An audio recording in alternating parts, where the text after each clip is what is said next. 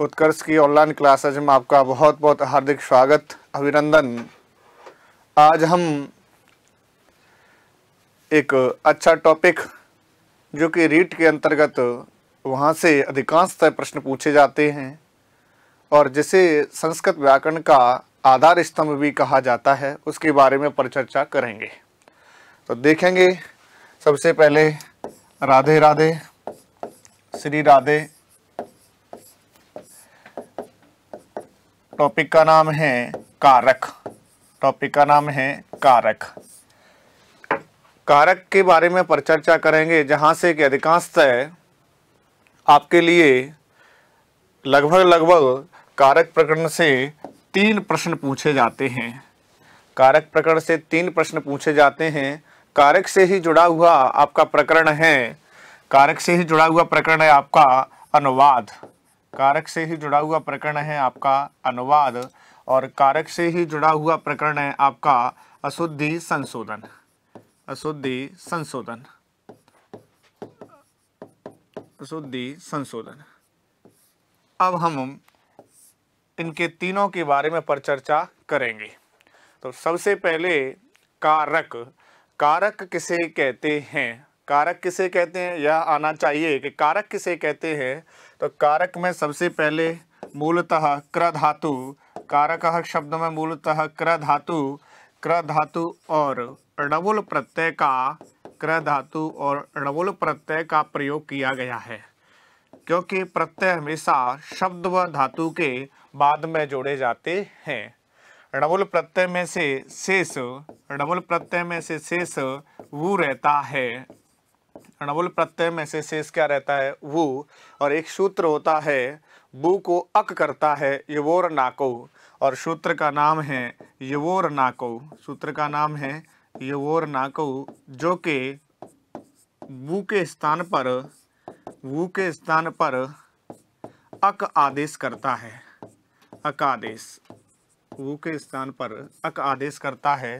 तो जब कारक शब्द निष्पन्न हो जाता है। और आपको ध्यान रखने योग्य बात कि जब हमें अधिकांशतः शब्द के अंत में अकह, अकह, इका, अकम, अकह, इका, अकम दिखाई देगा, जब हमें शब्द के अंत में अधिकांशतः अकह, एका, अकम दिखाई देगा तो णवुल प्रत्यय होगा। णवुल प्रत्यय होगा। पुल्लिंग में अकह, पुल्लिंग में अकह, स्त्रीलिंग में इका और नपुंसक लिंग में अकम होना चाहिए। तो कौन सा प्रत्यय होगा? णवुल प्रत्यय हो जाएगा।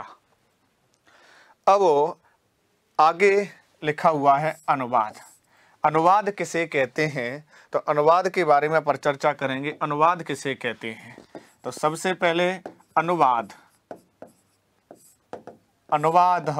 अनुवाद में अनु उपसर्ग है।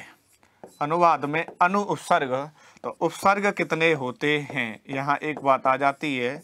तो अनु उपसर्ग है, अनु उपसर्ग पूर्वक वद धातु और घय प्रत्यय होने के बाद, वद धातु और घय प्रत्यय होने के बाद अनुवाद शब्द निष्पन्न होता है। अनु उपसर्ग पूर्वक वद धातु और घय प्रत्यय, घय प्रत्यय। तो अनु उपसर्ग। अब यहीं से प्रश्न बन जाता है कि संस्कृत भाषा या अंतर्गते उपसर्गाणि कत सन्ति। संस्कृत भाषा में उपसर्ग कितने होते हैं?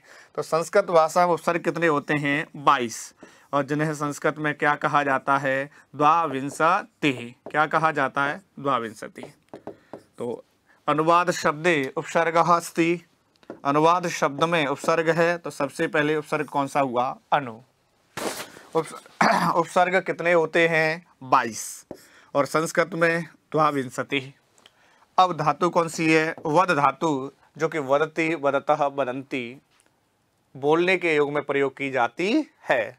तदुपरांत में प्रत्यय कौन सा है? घय, जो कि प्रत्ययों का प्रयोग शब्द व धातु के बाद में किया जाता है। और घय में से शेष क्या रहता है? घय में से शेष क्या रहता है? अ। घय प्रत्यय में से शेष रहता है अ, क्योंकि यहाँ आपका हलंत है जो कि हलंतम सूत्र से इत संज्ञा हो जाती है, और इत संज्ञा होने के तदुपरांत में तस्य लोपः सूत्र के माध्यम से उसका लोप हो जाता है।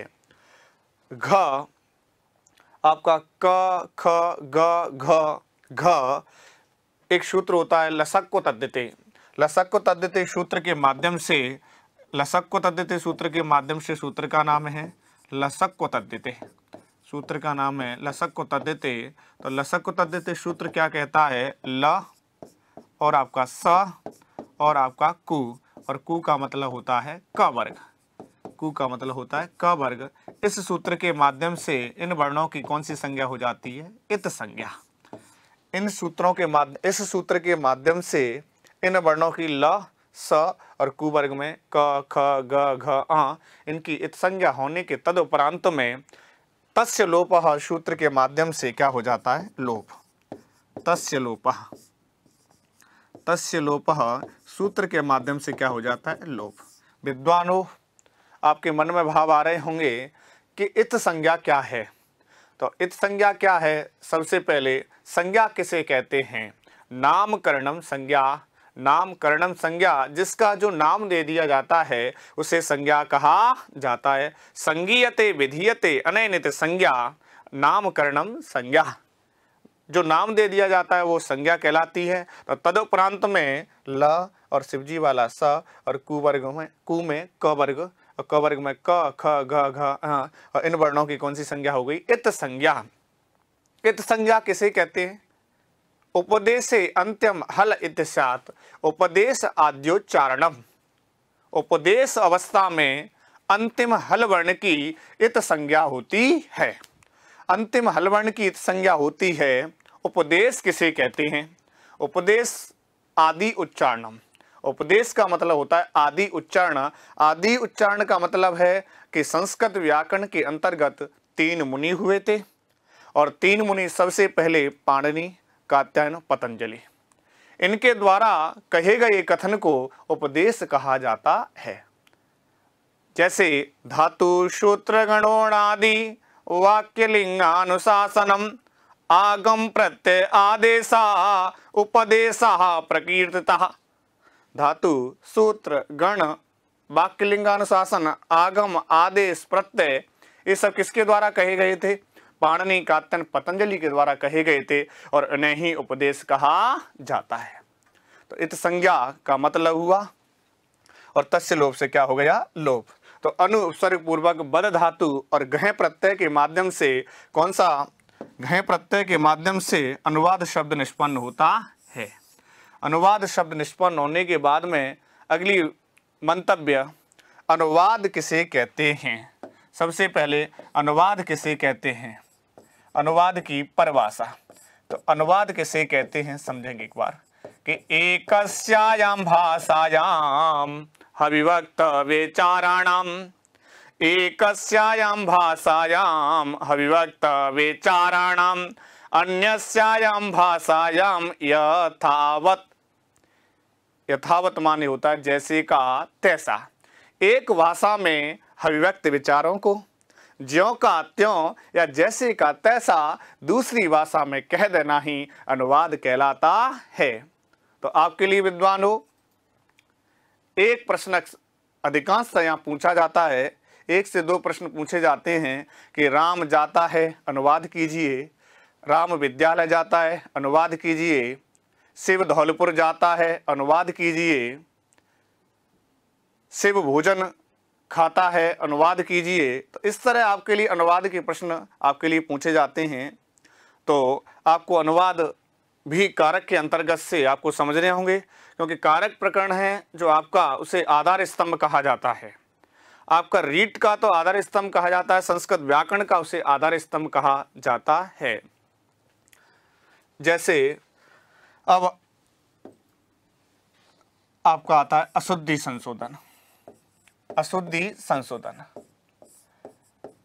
अब अशुद्धि संशोधन भी आपके कारक के अंतर्गत से पूछे जाएंगे। कारक के अंतर्गत से आपके लिए अशुद्धि संशोधन पूछे जाएंगे। आपके लिए प्रश्न पूछा जाएगा, दे देगा। जैसे उन्होंने दे दिया, उदाहरण मैं आपको समझाऊं। उन्होंने दे दिया रामः रामः विद्यालयं गच्छामि। रामः विद्यालयं गच्छामि इत्यस्मिन् वाक्ये शुद्धं कुरु। इत्यस्मिन् वाक्ये शुद्धं कुरु, इस वाक्य को शुद्ध करो। तो आपको जब शुद्ध करना है तो किसके माध्यम से अपन को समझना होगा? कारक के माध्यम से हम इसको समझेंगे।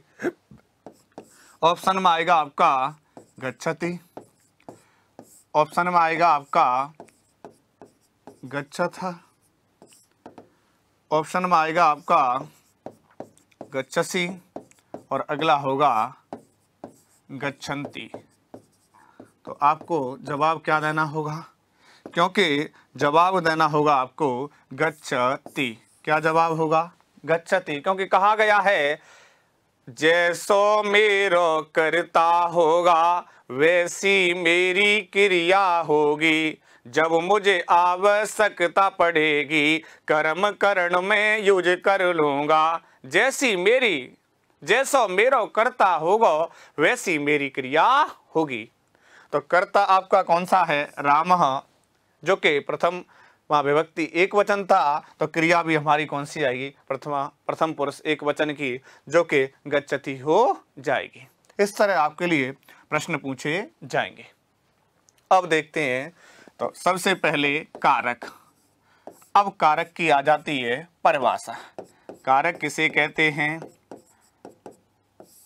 कारक किसे कहते हैं? तो क्रियाजनकत्वम कारकत्वम, क्रियाजनकत्वम कारकत्वम, क्रियाजनकत्वम कारकत्वम,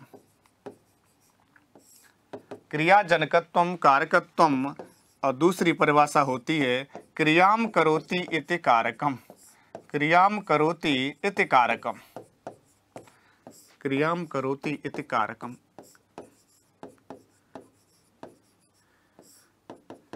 क्रियाजनकत्वम कारकत्वम, क्रिया को उत्पन्न करने वाले को क्या कहा जाता है? कारक कहा जाता है। क्रिया को उत्पन्न करने वाले को कारक कहा जाता है। और क्रियाम करोति इति कारकम, हम जो क्रिया करते हैं वह भी क्या कहलाता है? कारक कहलाता है। तो आपको ध्यान करना है, आपके लिए ये प्रश्न आ जाता है क्रियाजनकत्वम ... प्रश्न आ जाता है, जैसे उदाहरण क्रियाजनकत्वम ... रिक्त स्थान की पूर्ति करो। तो रिक्त स्थान की पूर्ति करो आपके लिए ऑप्शन में आएगा क्रियाजनकत्वम कारकत्वम, दूसरा समासत्वम, तीसरा अव्ययत्वम और अगला सर्वे। तो आप क्या जवाब दोगे? क्रियाजनकत्वम कारकत्वम, क्रियाजनकत्वम कारकत्वम। क्रिया को उत्पन्न करने वाले को कारक कहा जाता है। तो इस तरह आपको ध्यान करना है, क्योंकि रिक्त स्थान की पूर्ति के लिए भी आपके लिए प्रश्न कर सकता है। अब अगला प्रश्न आता है कि परिभाषा के तदुपरांत में हिंदी में परिभाषा कह सकते हैं कि क्रिया का जिससे सीधा संपर्क होता है उसे हम कारक कहते। वाक्य में जिन जिन शब्दों का क्रिया के साथ सीधा संपर्क होता है उसे कारक भी कहा जाता है। 2011 में रीट या आरटेट का एग्जाम हुआ और 2011 में आरटेट का एग्जाम हुआ। प्रश्न आपके लिए आया कारकाणि कति सन्ति, संस्कृत भाषाया अंतर्गते कारकाणि कति सन्ति, संस्कृत भाषा में कारक कितने होते हैं। बहुत महत्वपूर्ण प्रश्न है, आपको ढंग से समझना है। तो अब अगला आता है कारक कितने होते हैं। कारक कितने होते हैं तो क्या होगा? कारक कितने होते हैं? तो कारक होते हैं 6 और जिन्हें संस्कृत में क्या कहा जाता है? 60। कौन कौन से? कि कर्ता कर्म च करणम च संप्रदानम तथैव च अपादानम हदिकरणम इत्याहु कारकाणि 60। कर्ता, कर्म, करण, संप्रदान, अपादान, अधिकरण। तो कारक कितने होते हैं? 6। सट कारक होते हैं 6। अब बात आती है विभक्ति कितनी होती हैं। तो विभक्ति कितनी होती हैं? 7। विभक्ति कितनी होती हैं? 7, जिन्हें संस्कृत में शब्द कहा जाता है। अब कारक हो गए 6 और विभक्ति कितनी हो गई? 7। अब कारक 6, विभक्ति 7। आपके लिए एक प्रश्न इस तरह का पूछा जाएगा जो आपको जरूर ध्यान करना है। प्रश्न आएगा सबसे पहले कर्ता। कारक का नाम क्या हो गया? कर्ता। कर्ता में कौन सी विभक्ति होती है? एक प्रश्न ऐसा आता है। तो कर्ता में कौन सी विभक्ति होगी? प्रथमा। कर्ता में कौन सी? प्रथमा। दूसरा कर्म। कर्म में कौन सी होगी? द्वितीया। कर्म में कौन सी होगी? द्वितीया। यह आपको ध्यान करना है। तीसरा कर्ण। कर्ण में कौन सी होगी? तृतीया। कर्ण में कौन सी होगी? तृतीया। तो विद्वान आपके लिए प्रश्न कर लेगा। तो प्रश्न कर सकता है विद्वान, कर्ता। कर्ता में कौन सी विभक्ति होती है? प्रथमा। कर्म में कौन सी? द्वितीया। कर्ण में कौन सी? तृतीया। कर्ण में कौन सी? तृतीया। अब आता है संप्रदान।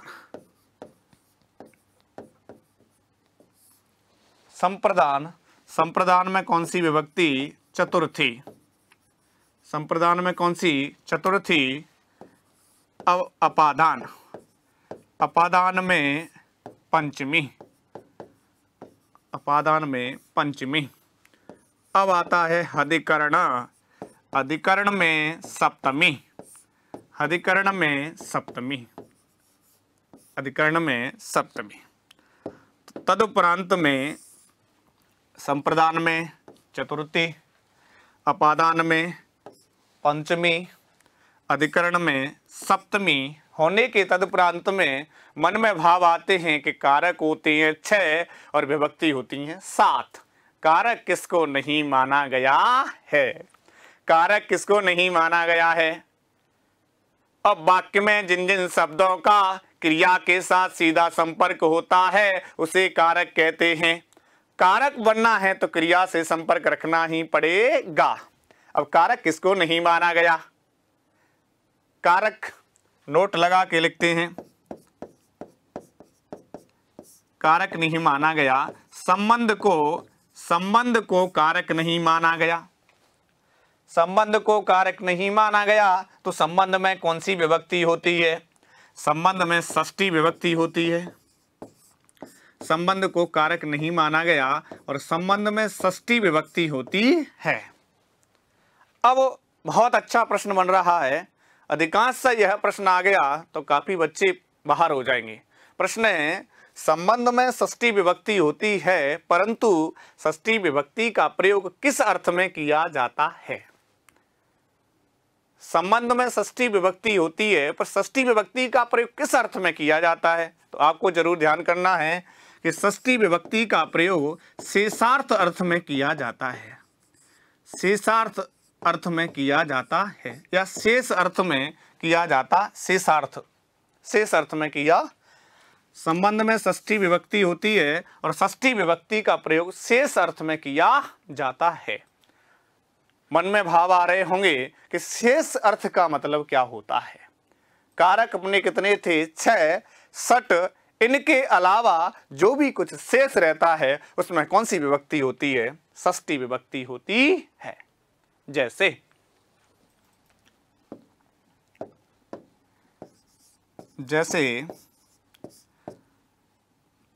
दशरथस्य पुत्रः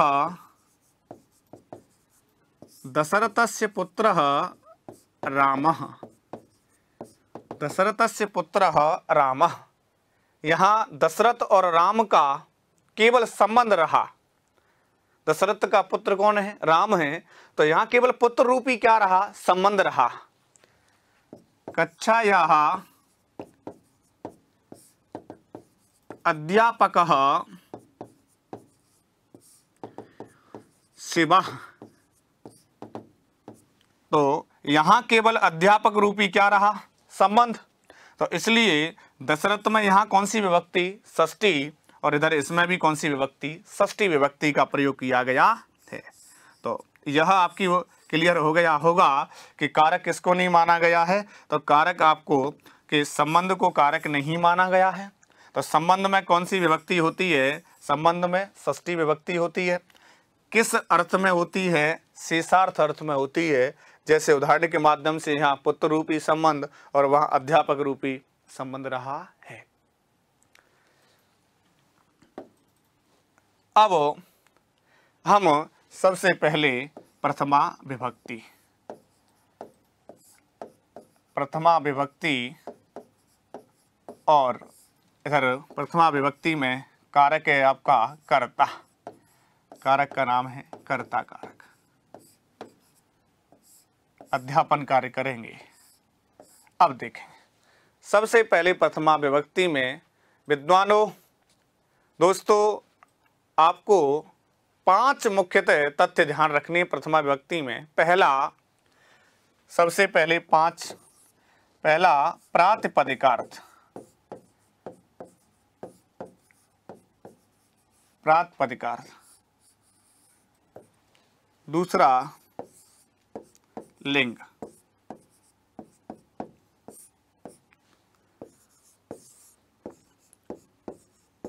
परिमाण।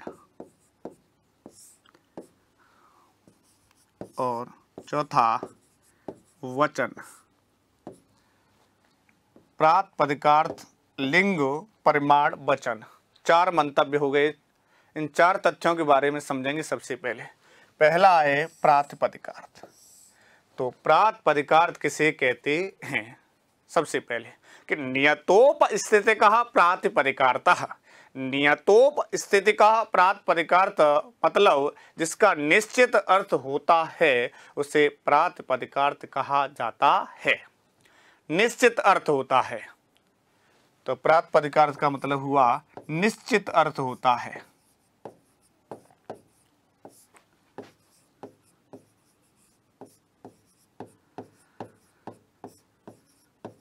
निश्चित अर्थ होता है उसे प्रातिपदिकार्थ कहते हैं। जैसे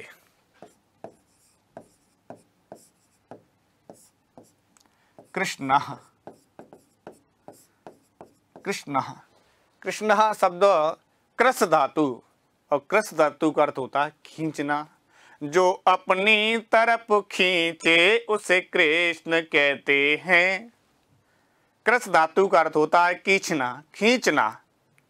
तो कृष्ण शब्द कृष धातु से और इष्टुत्व संधि होने के बाद में कृष्ण शब्द बन जाता है।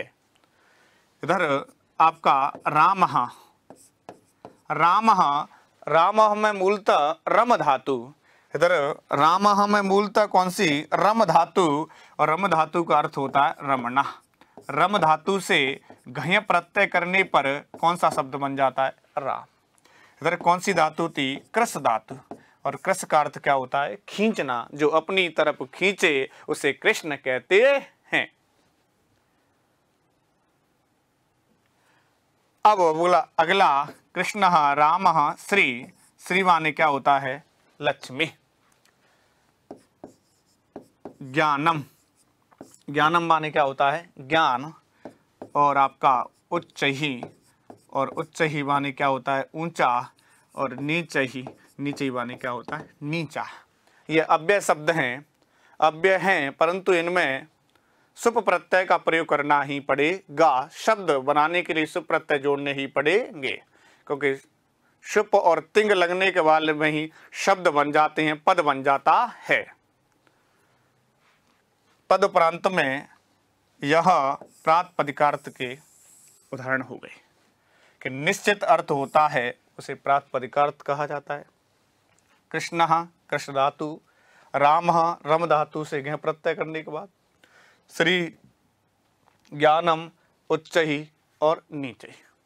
यह उच्च ही नीचे। दूसरा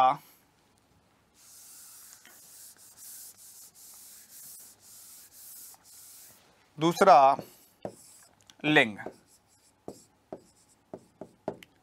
तो संस्कृत भाषा में लिंग कितने होते हैं? 3। संस्कृत भाषा में लिंग कितने होते हैं? 3। कौन कौन से? पुल्लिंग, स्त्रीलिंग और नपुंसकलिंग। 2011 और 12 में जब गद्य और पद्य का प्रयोग नहीं होता था, जब अधिकांश इस तरह के प्रश्नों को पूछा जाता था कि संस्कृत भाषा या अंतर्गत लिंग कतविधा या कतविधा त्रिविधा, 3 प्रकार के होते हैं, पुल्लिंग, स्त्रीलिंग और नपुंसकलिंग। तो तटः, उदाहरण तटः माने क्या होता है? किनारा। यह कहाँ बना? पुल्लिंग में। ततः तटी स्त्रीलिंग में और तटम नपुंसकलिंग में। तटः माने किनारा, पुल्लिंग में हुआ, तटी स्त्रीलिंग में हुआ और तटम नपुंसकलिंग में हुआ। तो ध्यान रखने योग्य बात आपके लिए यह है कि लिंग कितने होते हैं? 3। तटः पुल्लिंग में, तटी स्त्रीलिंग में और तटम नपुंसकलिंग। तीसरा, परिमाण। और परिमाण का मतलब होता है नापतोल।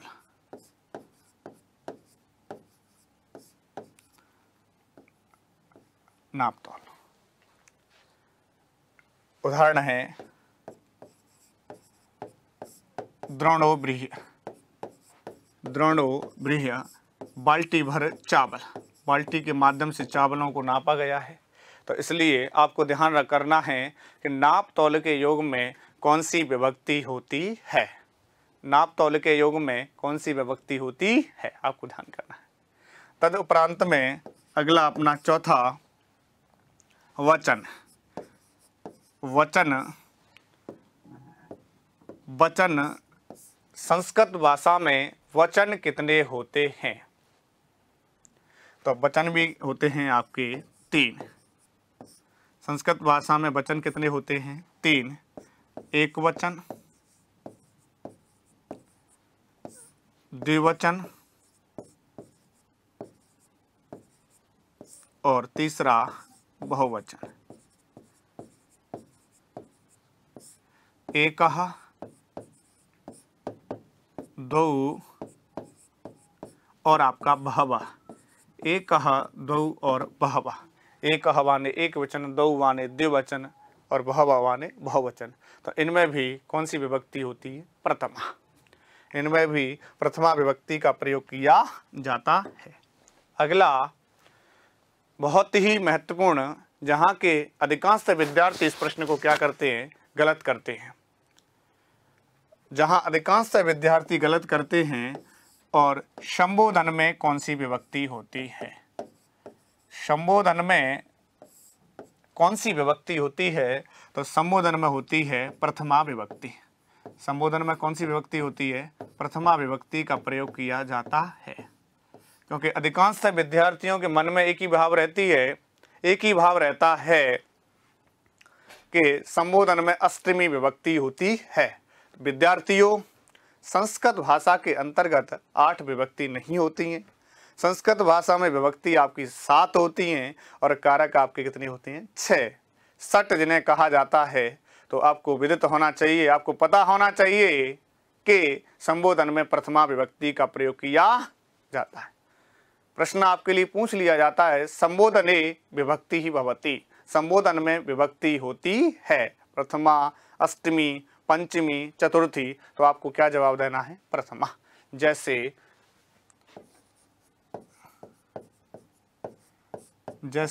हे राम, हे राम। तो संबोधन में कौन सी विभक्ति? प्रथमा। और उदाहरण हुआ आपका हे राम। उदाहरण हुआ आपका हे राम। यह आपकी कौन सी विभक्ति थी? प्रथमा विभक्ति।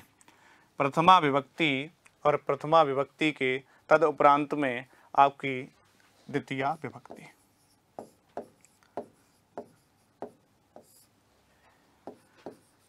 द्वितीया विभक्ति और कारक का नाम हुआ कर्म कारक।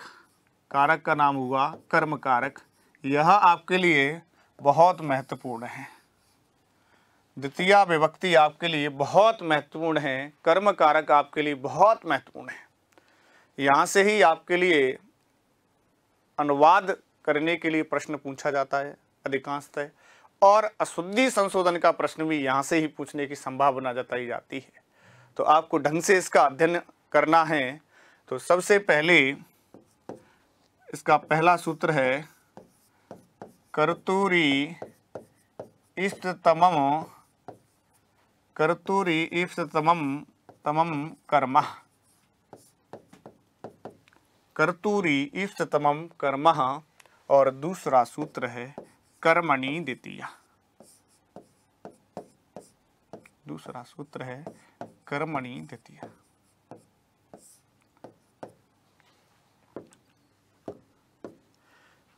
अब सबसे पहले लिखा हुआ है कर्तुः इष्टतमम् कर्म। यह इसका पदच्छेद हो जाएगा, कर्तुः इष्टतमम् कर्म। कर्तुः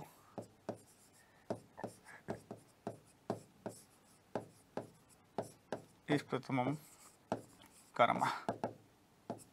कर्तुः इष्टतमम् कर्म। और यह कर्म संज्ञा विधायक सूत्र है। कर्म संज्ञा विधायक सूत्र है। कर्म संज्ञा विधायक सूत्र। तो आपके लिए प्रश्न आ जाता है कर्म संज्ञा विधायक सूत्रम अस्ति। तो कौन सा जवाब देंगे? कर्तुरी इष्टतमम् कर्म। क्योंकि अब बात आ रही हो मन में, गुरुजी कर्म संज्ञा क्या है? क्योंकि संज्ञा नामकरणम संज्ञा, कर्म इस सूत्र के माध्यम से नाम दिया गया था। और कर्म किसे कहते हैं सबसे पहले जानना चाहिए कि कर्ता अपनी क्रिया के द्वारा जिसको सर्वाधिक चाहता है या उसे अच्छा लगता है। कर्ता अपनी क्रिया के द्वारा जिसको सर्वाधिक चाहता है या उसे अच्छा लगता है, उसे कर्म कहते हैं। अब कर्ता किसे कहते हैं? कि जो अपने कार्य को करने में स्वतंत्र होता है। जो अपने कार्य को करने में स्वतंत्र होता है उसे कर्ता कहा जाता है। और कर्ता में कौन सी विभक्ति होती है? प्रथमा। तो कर्ता अपनी क्रिया के द्वारा जिसको सर्वाधिक चाहता है, उसे अच्छा लगता है, उसे कर्म कहा जाता है। तो कर्म संज्ञा विधायक सूत्र कौन सा हो गया? कर्तुरी इष्टतमम् कर्म। यह प्रश्न बहुत अच्छा है, अधिकांश विद्यार्थी इस प्रश्न को हल नहीं कर पाएंगे। अब दूसरा सूत्र है, पहला यह हुआ, दूसरा यह। अब यह द्वितीया विभक्ति विधायक सूत्र है। द्वितीया विभक्ति विधायक सूत्र।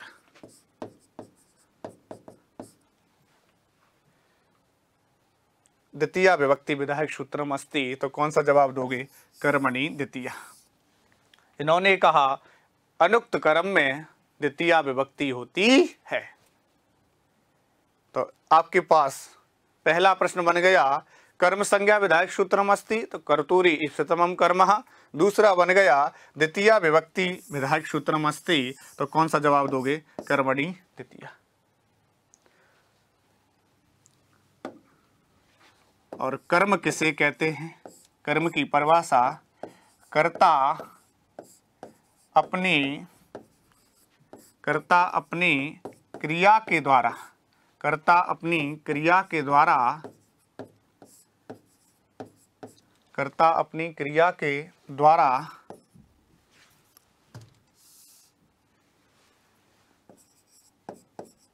जिसे सर्वाधिक चाहता है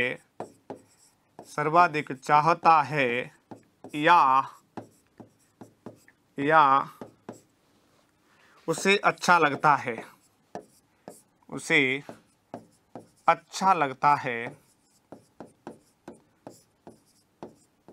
उसे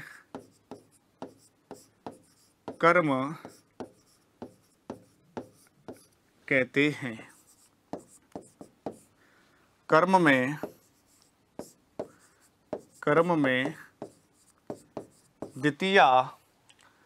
में द्वितीया विभक्ति होती है। अब देखो कर्म की परिभाषा, यह क्या थी? कर्म की क्या हो गई? परिभाषा कि कर्ता अपनी क्रिया के द्वारा, तो कर्ता अपनी क्रिया के द्वारा जिसे सर्वाधिक चाहता है, कर्ता अपनी क्रिया के द्वारा जिसे सर्वाधिक चाहता है या उसे अच्छा लगता है, उसे क्या कहते हैं? कर्म। और कर्म में कौन सी विभक्ति होती है? द्वितीया। कर्म में कौन सी विभक्ति होती है? द्वितीया। कर्म में कौन सी विभक्ति होती है? द्वितीया। कर्ता अपनी क्रिया के द्वारा जिसे सर्वाधिक चाहता है या उसे अच्छा लगता है, उसे कर्म कहते हैं। और कर्म में द्वितीया विभक्ति होती है। जैसे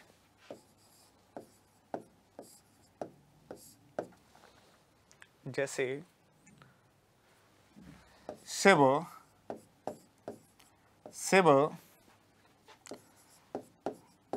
हरि को भजता है। आपका वाक्य है शिव हरि को भजता है। पहल अब हमारी परिभाषा थी कर्म की कि कर्ता अपनी क्रिया के द्वारा, तो इस वाक्य में कर्ता कौन सा हुआ? शिव। कर्ता कौन सा हुआ? शिव। कर्ता अपनी क्रिया के द्वारा, तो शिव क्रिया कौन सी ही? भजना, भजन रूपी क्रिया के माध्यम से। तो कर्ता शिव हुआ और क्रिया भजना हुई, तो शिव भजन रूपी क्रिया के माध्यम से किसको चाह रहा है या उसे क्या अच्छा लग रहा है? तो उसे क्या अच्छा लग रहा है? हरि। क्या अच्छा लग रहा है? हरि। तो हरि को क्या कहेंगे? कर्म। हरि को क्या कहेंगे? कर्म। तो हमारी परिभाषा क्लियर हुई। कर्ता अपनी क्रिया के द्वारा जिसको सर्वाधिक चाह रहा है उसे ही क्या कहेंगे? कर्म कहेंगे। तो शिव भजन रूपी क्रिया के माध्यम से हरि को चाह रहा है, इसलिए हरि में कौन सी विभक्ति हो जाएगी? द्वितीया। इसलिए हरि को क्या कहेंगे? कर्म कहेंगे। बोलो राधे राधे। बोलो वृंदावन बिहारी लाल की जय।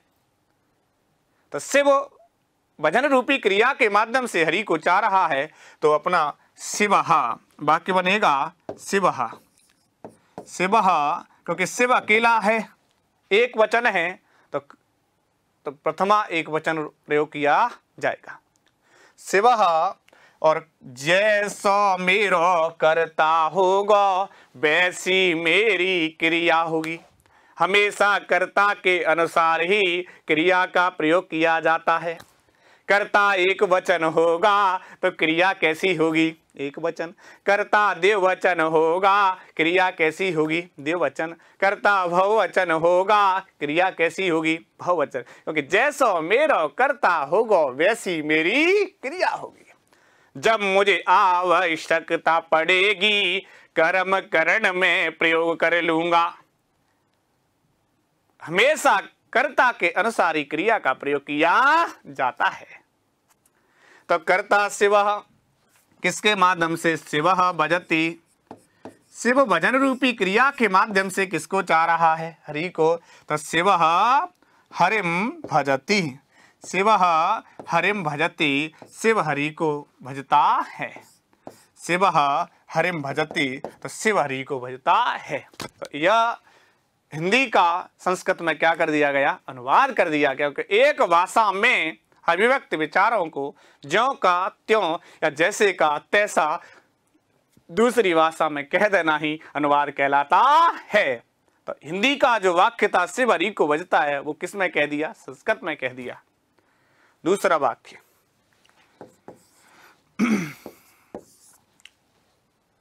राम राम फल राम फल खाता है।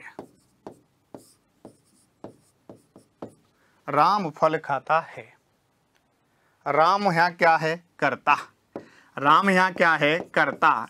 क्योंकि कर्ता जो अपने कार्य को करने में स्वतंत्र होता है, राम अपने कार्य को करने में कैसा है? स्वतंत्र है। राम की इच्छा हो रही है कि मुझे फल खाना है तो खाने, राम की इच्छा हो रही है कि मुझे गोवर्धन जाना है तो जाना है, मुझे वृंदावन जाना है तो जाना है।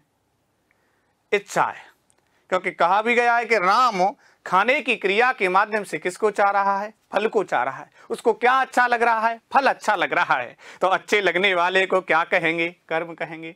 राम की इच्छा हो रही है मुझे मचकुंड धाम जाना है तो मचकुंड जाना है। तो राम कर्ता हो गया तो कैसा हो जाएगा? राम, क्योंकि कर्ता एक वचन है तो राम।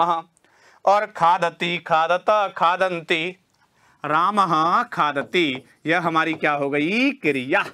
खादती क्या हो गई? क्रिया। राम क्या हो गया? हमारा कर्ता। कर्ता अपनी क्रिया के माध्यम से किसको चाह रहा है या उसे क्या अच्छा लग रहा है? फल। फल हमारा क्या हो गया? कर्म। फल हमारा क्या हो गया? कर्म। और कर्म में कौन सी विभक्ति होती है? द्वितीया। तो राम फलम, राम फलम खादति, राम फल खाता है। यह हमारा वाक्य बन गया।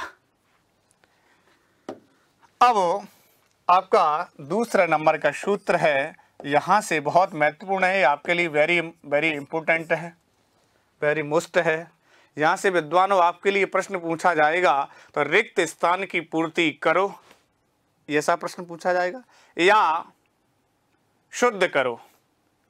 क्योंकि कारक अनुवाद शुद्धि संशोधन के अंतर्गत 3 प्रश्न जो बनने की संभावना है, उनकी रूपकता ऐसी है कि सबसे पहला प्रश्न आपके लिए पूछा जाएगा रिक्त स्थान की पूर्ति करो।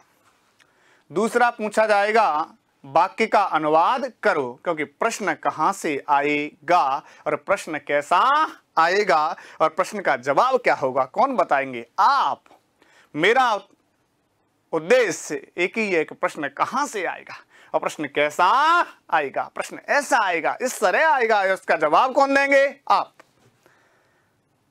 जैसे मैंने पहला कहा, आपके लिए प्रश्न पूछा जाएगा, प्रश्न आएगा रिक्त स्थान की पूर्ति करो, पहला प्रश्न। दूसरा, शुद्ध करो, अशुद्ध वाक्य आपके लिए दे दिया जाएगा और उसको आपको शुद्ध करना होगा।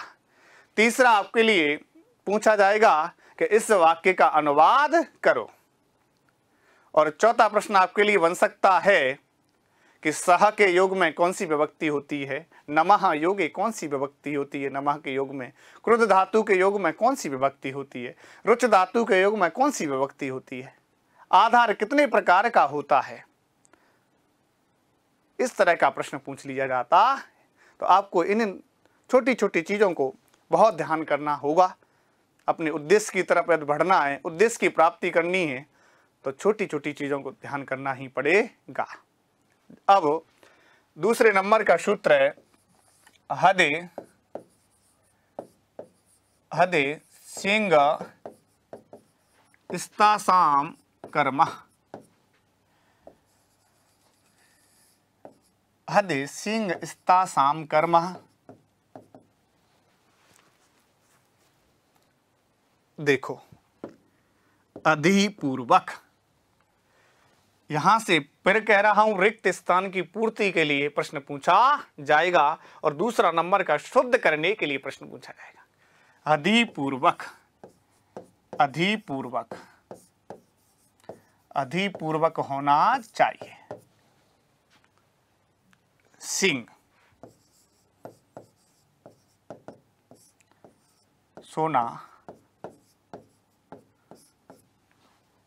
नंबर है, स्ता धातु, आस धातु, आस धातु, सिंह धातु, स्ता धातु और आस धातु।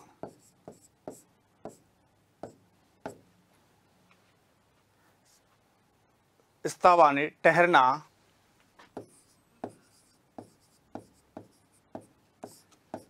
और आसवाने बैठना,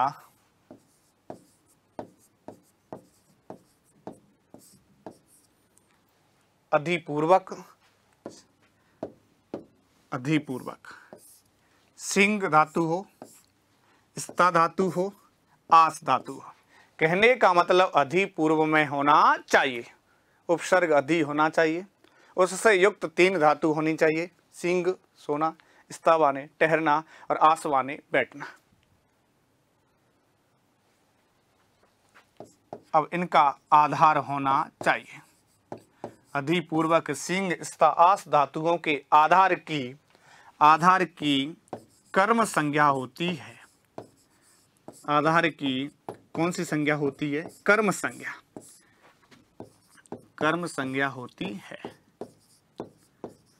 कर्म संज्ञा होती है। अब कर्म संज्ञा होती है। आधार में मुख्यतः, आधार में कौन सी विभक्ति होती है? क्योंकि क्रिया के आधार को अधिकरण कहा जाता है, तो अधिकरण में सप्तमी विभक्ति का प्रयोग किया जाता है मुख्यतः। परंतु यहां अधिपूर्वक, यदि अधिपूर्वक होगा, कौन सी धातु होगी? सिंग धातु, या कौन सी धातु? स्ता धातु, या कौन सी धातु? आस धातुओं के आधार की कौन सी संज्ञा होगी? कर्म संज्ञा होनी चाहिए, कर्म संज्ञा होनी चाहिए। और कर्म में कौन सी विभक्ति होती है? तो कर्म में कौन सी विभक्ति हो जाएगी? कर्म में द्वितीया विभक्ति होती है, कर्म में द्वितीया विभक्ति होती है।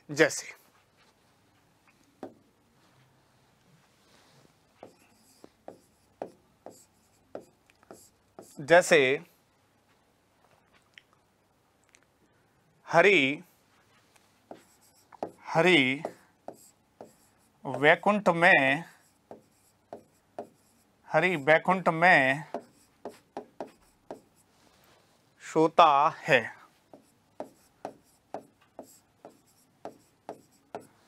हरि वैकुंठ में सोता है, हरि वैकुंठ में सोता है। अब आप देख रहे हैं, आपके लिए वाक्य आएगा, इत्यस्मिन् वाक्ये अनुवादः कुरु। इस वाक्य में अनुवाद करो, इत्यस्मिन् वाक्ये अनुवादः कुरु, इस वाक्य का अनुवाद करो, इत्यस्मिन् वाक्य से अनुवाद करो। किसी भी तरह प्रश्न आ सकता है।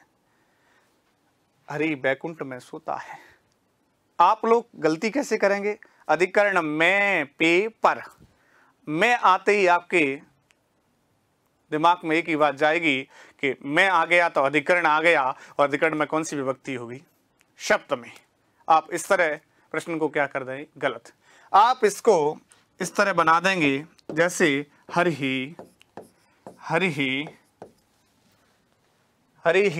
वैकुंठे, हरिहि वैकुंठे, क्योंकि रामः रामौ रामः, रामम रामौ रामा न, रामेण रामाभ्यम रामहि, रामाय रामाभ्याम रामेभ्यः, रामात रामाभ्याम रामेभ्यः, रामस्य रामयोः रामाणाम रामे, क्योंकि राम शब्द अकारांत पुल्लिंग है, तो वैकुंठ भी कैसा है? अकारांत है। तो इसलिए यहां भी क्या कर दोगे आप? वैकुंठे और हदिसेते, हदिसेते। और आप सोचेंगे कि मेरा प्रश्न कैसा हो गया? सही हो गया। मन में भाव रख लिया, प्रश्न सही हो गया। और विद्वानों, आपका प्रश्न कैसा हो गया? गलत हो गया। प्रश्न कैसा हो गया? गलत हो गया। क्योंकि आपने प्रश्न का जवाब दिया मैं, अधिकरण में, पे, पर, परंतु विद्वान ने पहले ही कह दिया कि अधि उपसर्ग होना चाहिए। उससे युक्त सिंह माने सोना, स्ता माने ठहरना, आस माने बैठना धातुओं का आधार होगा, जब भी उसकी कर्म संज्ञा होगी। और कर्म में कौन सी विभक्ति होगी? द्वितीया। तो आपके लिए इसी प्रश्न को विद्वान बना सकता है, रामः वैकुंठे अधिसेते इत्यस्मिन् वाक्ये शुद्धं कुरु। इत्यस्मिन् वाक्ये,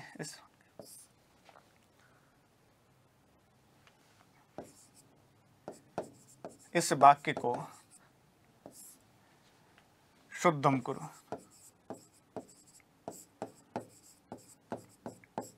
इत्यस्मिन् वाक्यस्य शुद्धम कुरु, इस वाक्य को शुद्ध करो, या इत्यस्मिन् वाक्य शुद्धम कुरु, इस वाक्य में शुद्ध करो। ऑप्शन में देगा वैकुंठात, ऑप्शन में देगा वैकुंठात, ऑप्शन में देगा वैकुंठे, और तीसरा देगा वैकुंठस्य, और चौथा देगा वैकुंठम। वैकुंठम। विद्वानों, अधिकांश आप में से कुछ विद्यार्थियों के दिमाग में एक ही बात जाएगी कि इसमें उत्तर में वैकुंठ ही होना चाहिए, क्योंकि यह तो हमें केवल घुमाने के लिए प्रश्न पूछा गया है। तो अधिकांश विद्यार्थी जवाब देंगे वैकुंठे, क्योंकि मैं उनके दिमाग में एक, ये मैं उनके दिमाग में एक नहीं है बात। हदिस्येते, क्योंकि अधि उपसर्ग से युक्त कौन सी धातु है? सिंह धातु। यहाँ अधि उपसर्ग से युक्त कौन सी धातु है? सिंह। और सिंह माने क्या है? सोना, क्योंकि सिंह धातु को आत्मनेपद की भी धातु कहा जाता है।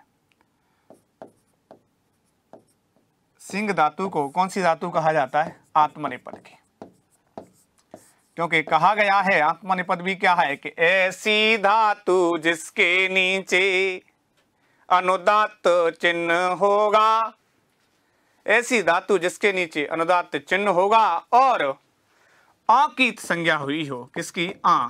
क ख ग घ आ। तो यहाँ सिंह धातु में किसकी संज्ञा हुई है? आ की। इसलिए ऐसी धातु को आत्मनेपद की धातु भी कहा जाता है। और अनुदात्त चिन्ह नीचे आड़ी रेखा होनी चाहिए। जैसे सेव धातु में नीचे इस तरह रुच धातु, इनको आत्मनेपद की धातु कहा गया है। सेव धातु, रुच धातु, याच धातु, एद धातु, व्रत धातु, इनको आत्मनेपद की धातु कहा गया है। तो हदिस्येते अधि पूर्वक सिंह धातु होने के कारण यहाँ हमारा ऑप्शन कौन सा सही होगा? वैकुंठम। क्योंकि आपको तो एक ही बात दिमाग में रखनी है कि हदिस्येते, इसके कारण अधि उपसर्ग से सिंह धातु थी और सिंह धातु के कारण यहाँ क्या हो गया? क्या हो गया? यहाँ द्वितीय विभक्ति का प्रयोग हो गया। इस तरह आपको ध्यान करना होगा। अगला आपके लिए प्रश्न आएगा, शिवः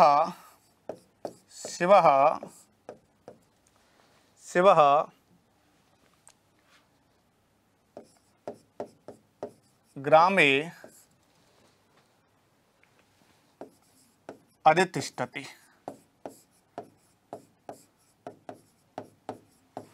या अध्यास्ते।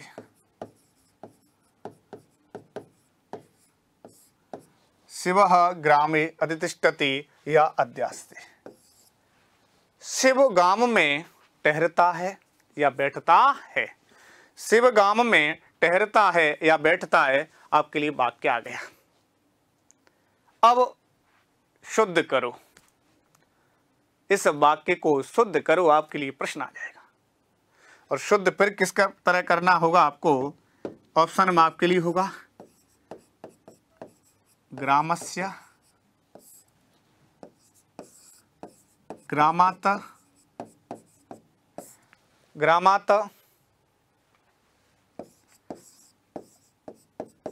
ग्रामम,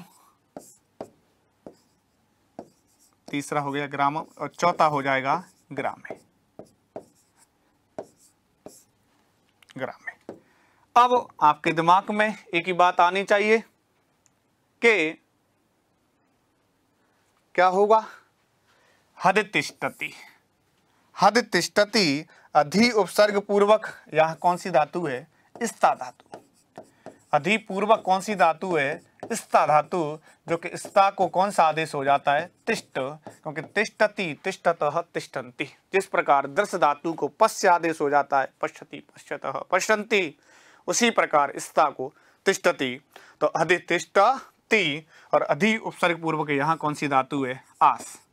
अधि पूर्वक आस धातु होने के कारण, अधि पूर्वक आस धातु होने के कारण यहाँ भी क्या करेंगे? तो यहाँ हमारा ऑप्शन में कौन सा सही होना चाहिए? ग्राम। तो यहाँ क्या लगा देंगे? ग्राम। हमारा उत्तर ग्राम एक गलत है, उत्तर सही होगा कौन सा? ग्रामम, क्योंकि अधि उपसर्ग पूर्वक स्था धातु और अधि पूर्वक आस धातु। राधे ही राधे, एक बार बोलेंगे साथी, बोलो वृंदावन बिहारी लाल की जय, राधा रानी की जय, जय जय Shri Radhe Shyam. Click on the subscribe button to subscribe to our channel. Press the bell icon on the YouTube app and never miss another update.